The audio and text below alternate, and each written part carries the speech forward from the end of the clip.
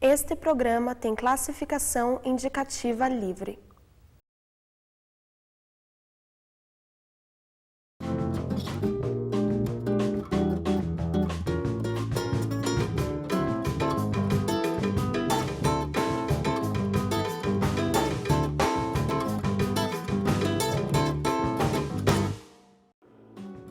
Olá, tudo bem? O Caldo de Cultura está começando. Nesta edição do programa, nós viemos até o Museu Paranaense para mostrar a exposição Transformação da Linguagem Escrita, Páginas do Tempo.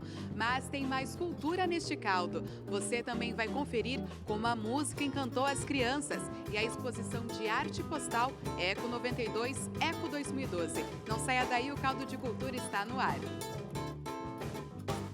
A escrita ajudou a tornar possível a disseminação do conhecimento e da informação.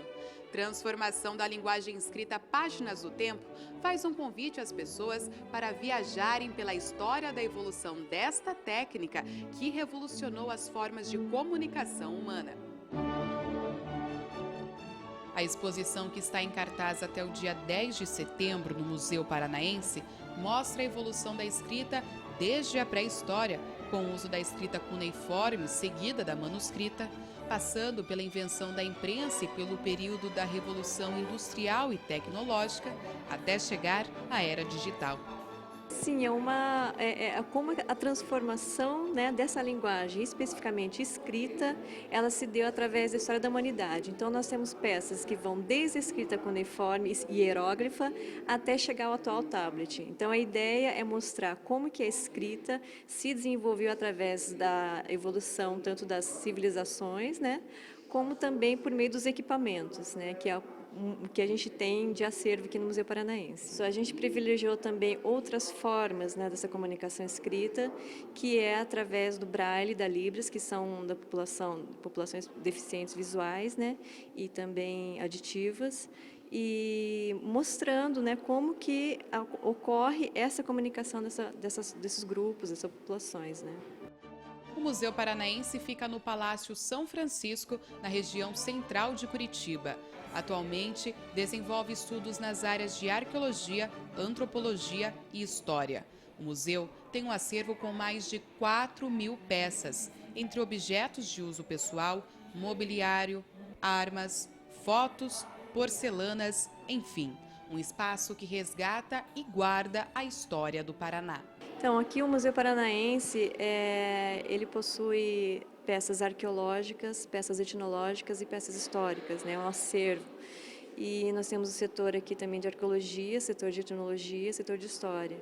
Então, através desse acervo, dessas peças, assim, a gente conseguiu fazer um resgate especificamente da história do Paraná, né, que vai desde a pré-história, né, até chegar nos dias atuais, né. O Museu Paranaense fica aberto para visitação de terça a sexta-feira, das 9 horas às 17 horas. Sábado e domingo, das 11 horas às 15 horas. A entrada é de graça. O museu fica na Rua Kellers, número 289, no São Francisco. E veja a seguir, a exposição Eco 92 Eco 2012. E as crianças também se envolveram com a arte com o projeto Alimentando com Música. Não saia daí, o Caldo de Cultura já volta.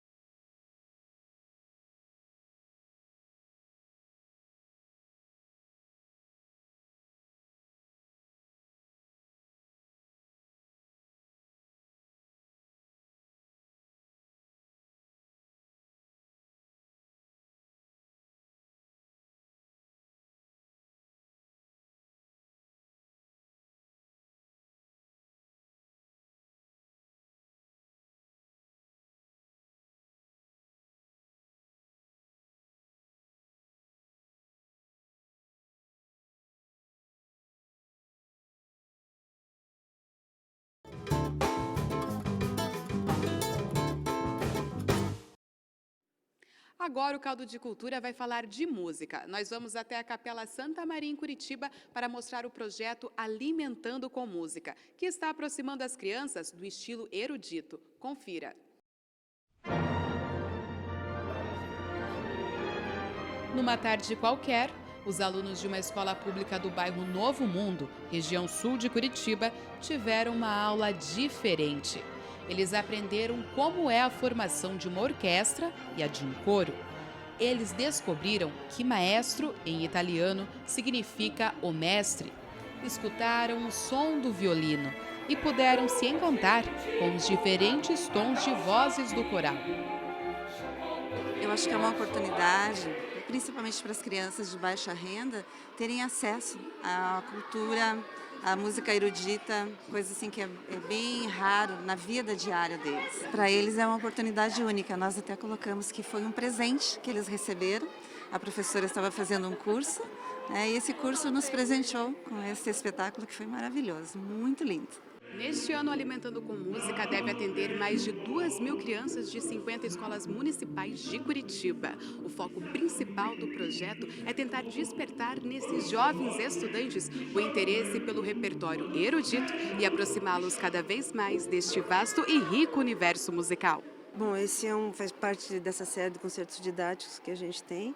E ao contrário de todos os outros concertos que nós trazemos para a comunidade, esse é para criança, mas a gente vê que os adultos também adoram, né?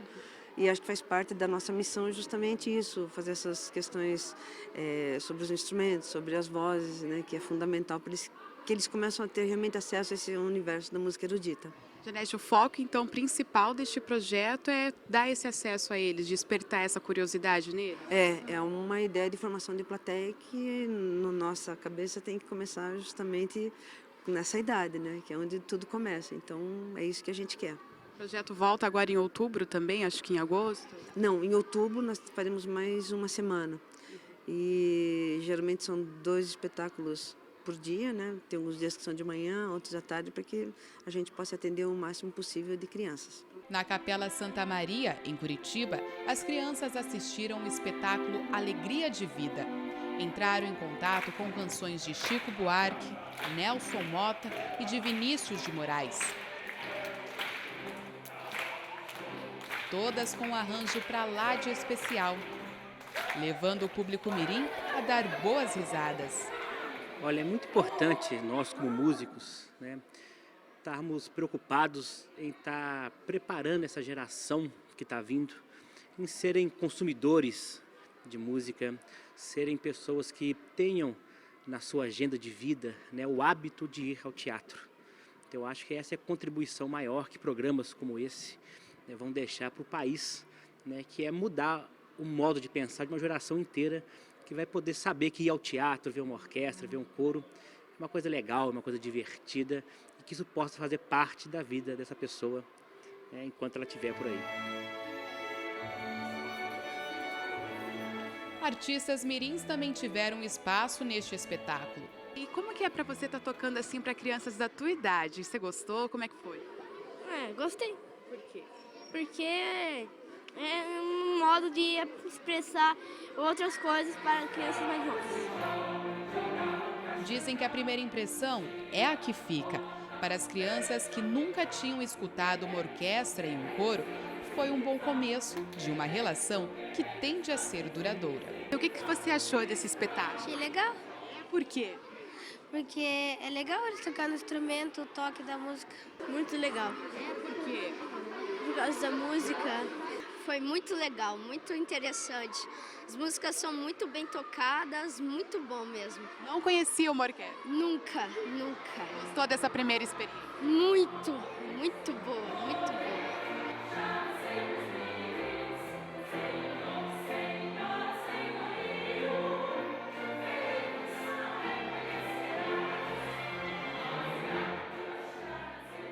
Natureza versus economia. Esse talvez seja o principal embate discutido na Rio+20, um tema que sempre está em pauta nas conferências da ONU sobre o meio ambiente e que veio à tona no final da década de 90 com a Eco 92 no Rio de Janeiro. Desde aquela época, essas questões movem toda a sociedade e até mesmo a classe artística. É o que você vai conferir na reportagem a seguir. Há 20 anos, enquanto a Eco 92, no Rio de Janeiro, levantava as questões que envolvem o desenvolvimento sustentável, um grupo de artistas do mundo inteiro levava essas discussões para o universo artístico e montaram uma exposição na capital carioca. 20 anos depois, agora durante a Rio+20, essas obras são ressuscitadas, mas dessa vez expostas em Curitiba pela primeira vez.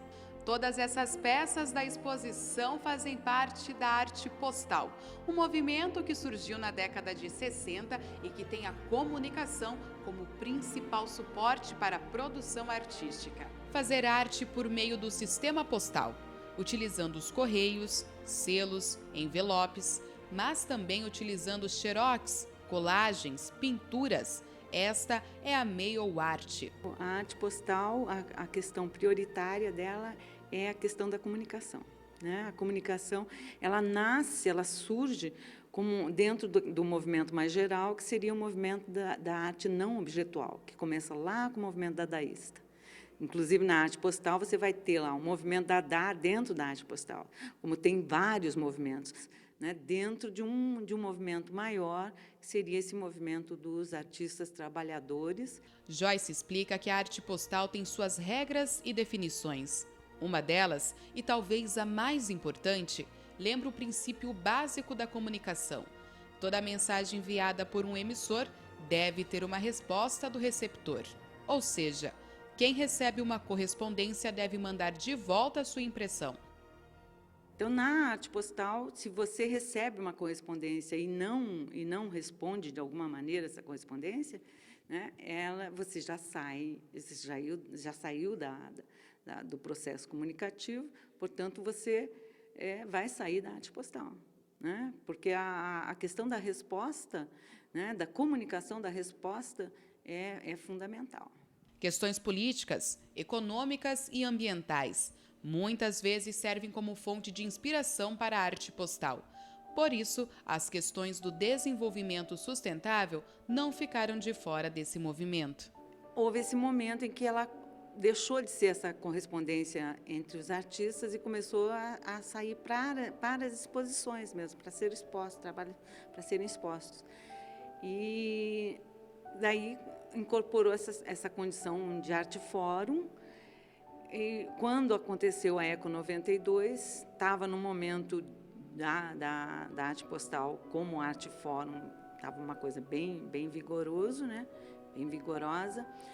E nós tivemos essa ideia de fazer esse fórum paralelo, né? Na medida que estavam discutindo, né, a questão do meio ambiente, que é um tema que a arte postal trabalha muito, nós resolvemos fazer uma arte fórum, né, colocar outras pessoas diferentes, né, que seriam os artistas do mundo todo, para discutir a mesma, para trazerem as suas ideias.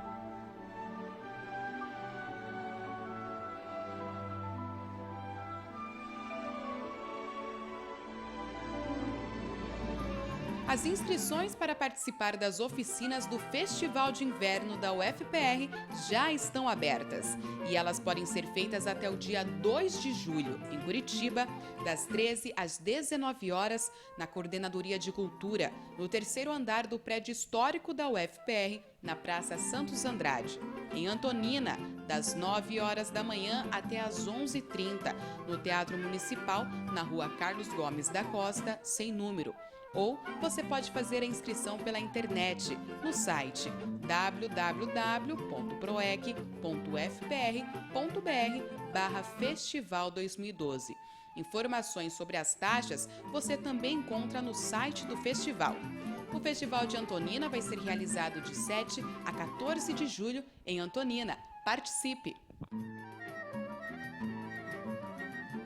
E veja a seguir, Marden Machado comenta sobre os lançamentos desta semana no cinema e você vai conhecer a reserva técnica do MAI. Não saia daí, o Caldo de Cultura já volta.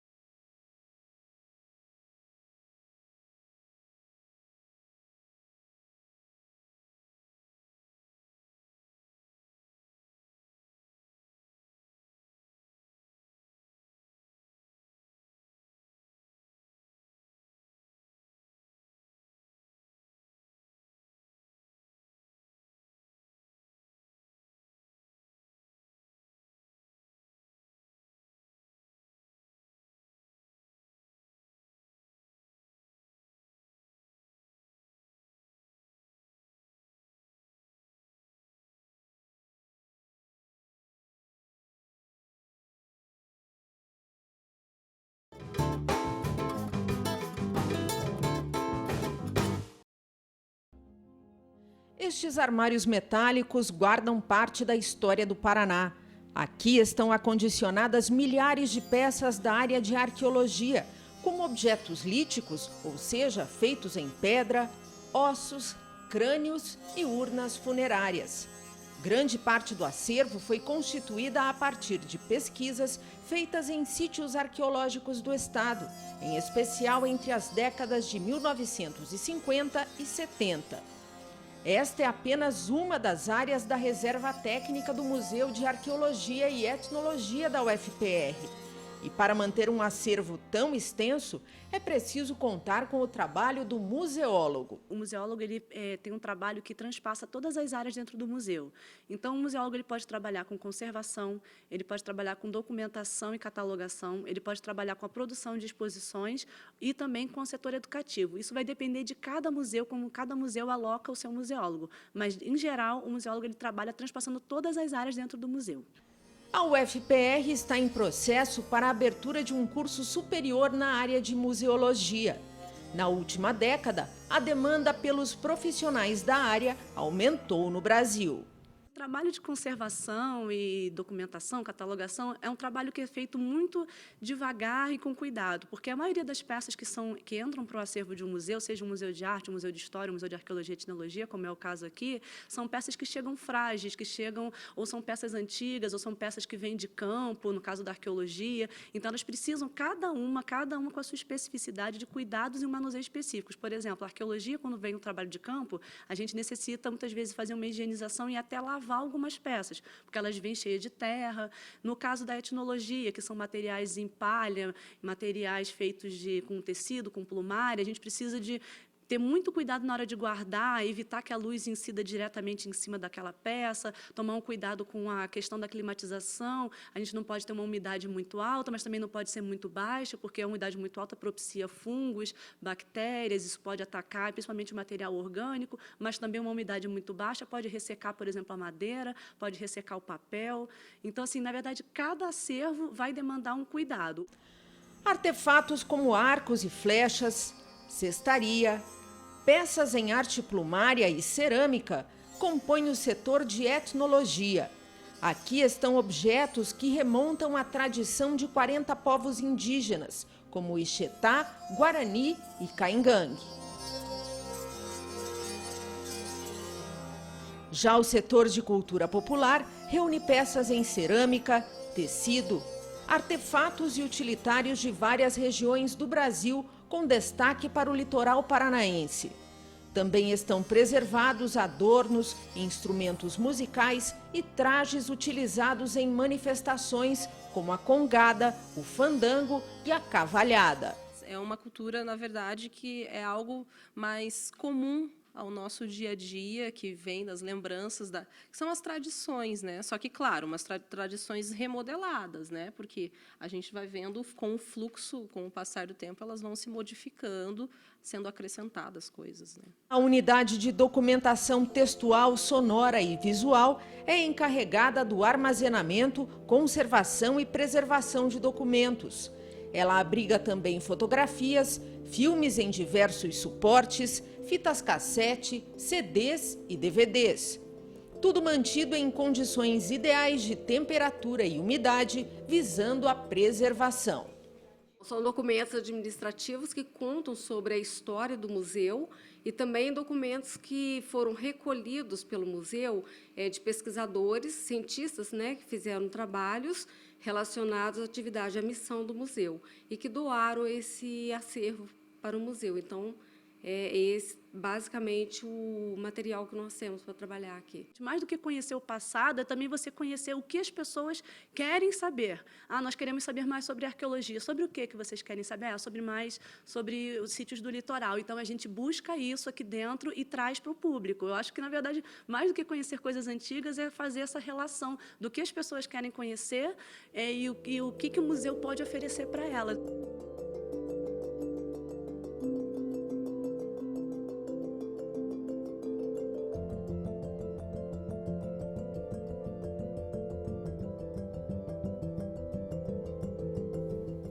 Duas estreias esta semana nos cinemas aqui em Curitiba. A primeira delas, Sombras da Noite, o 8º trabalho conjunto do diretor Tim Burton com o ator Johnny Depp. I made Collinwood my home, my love, until a jealous witch cursed me, condemning me to the shadows for all time. Aqui eles resgatam uma série de TV que fez muito sucesso nos Estados Unidos e na Europa entre o final dos anos 60 e o começo dos anos 70. O Johnny Depp faz o papel do vampiro Barnabas Collin, que após uma maldição fica enterrado durante 200 anos e é despertado em 1972. Daí tem todo aquele choque, aquela diferença cultural de alguém que ficou 200 anos fora do mundo e acorda num tempo completamente diferente do seu. Boas sacadas, o visual muito caprichado, como é comum nos filmes do Tim Burton, mas o filme tem algumas falhas, a principal delas no roteiro. O roteiro não desenvolve bem muitas das personagens, elas aparecem e somem sem maiores explicações, algumas até aparecem no filme sem uma razão, uma função dramática bem definida, personagens que poderiam completamente ser descartadas, que não fariam falta nenhuma na história, mas no fundo é um filme bem legal, um filme que para quem viveu os anos 70 e 80, que tem toda essa lembrança da cultura pop da época, vai se divertir com muitas brincadeiras, muitas referências que são feitas ao longo do filme. E você percebe que Johnny Depp está bem à vontade no papel de vampiro, e a Eva Green, que é uma feiticeira que também está no filme, demonstra da mesma maneira estar bem à vontade. É um filme do Tim Burton, feito dentro daquele padrão já conhecido, mas que infelizmente pecou no roteiro. Merecia uma história um pouquinho melhor elaborada, um roteiro que carecia de algumas revisões, mas no mais, como espetáculo para divertir, funciona e pode gerar boas gargalhadas nesse público com mais de 40 anos. A outra estreia da semana é a comédia brasileira E aí, comeu? Desde o início dos tempos, uma pergunta desafia mulheres e homens. E aí, comeu? Comeu. Ah, não, para aí. Comeu. Que é baseada numa peça escrita pelo Marcelo Rubens Paiva. Na história, 3 amigos de infância se encontram regularmente num bar para falar sobre suas conquistas, o que deu certo, o que não dá certo na vida, o relacionamento com as mulheres. Um deles, recém-separado, é o Bruno Mazeu, que agora começa um relacionamento com a garota mais jovem. O outro, Marco Palmeira, vive o que aparenta ser um casamento perfeito, mas suspeita que a esposa dele está tendo um caso fora do casamento. E o terceiro, o Emílio Orciolo Neto, é aquele cara que nunca teve um relacionamento muito sério, sempre se envolveu com muita gente. Cada um tem uma história para contar e o bar, tendo o seu Jorge como atendente, é o ponto onde eles lavam a alma, cada um confessando para o outro o que gostaria de fazer, o que deu certo, o que não está dando certo, o que pode acontecer com a vida deles. O filme funciona muito bem quando está no ambiente do bar, se perde um pouco quando sai desse ambiente, mas comparado com algumas comédias brasileiras recentes, consegue até se sobressair um pouco e funciona melhor do que o filme anterior do diretor, com muita calma nessa hora. A mulher sai dando por aí não é a maldade da mulher, não é por maldade. Ela sai dando por quê? Porque o marido não compareceu, o marido não apresentou novidade, não suou a tanga. Ana Paula, tarja preta, é casada. Não pega bem pedir uma mulher casada em namoro. Oba, você já pegou uma loura? Sou preta, Afonso. Chega carnaval, metade da Holanda quer dar pro negão aqui. Você tá louco, meu velho? E aí, comeu? Um filme pra ver de casalzinho. Um filme pra ver com os amigos. Um filme pra ver com as amigas. Um filme pra ver com todo mundo. Você ia ter tesão numa mulher submissa? Que tesão? Eu quero ter tesão! Gente, por favor, ninguém vai ter tesão nessa casa. Que conversa é essa? A primeira comédia verdadeira sobre o amor. Então, Sombras da Noite, de Tim Burton, com o Johnny Depp, e Aí Comeu, são as duas estreias dessa semana nos cinemas de Curitiba. E daqui do Museu Paranaense, o Caldo de Cultura se despede. Gostou do programa? Para rever essa e outras edições é só acessar o tv.ufpr.br. Uma boa semana para você e até a próxima!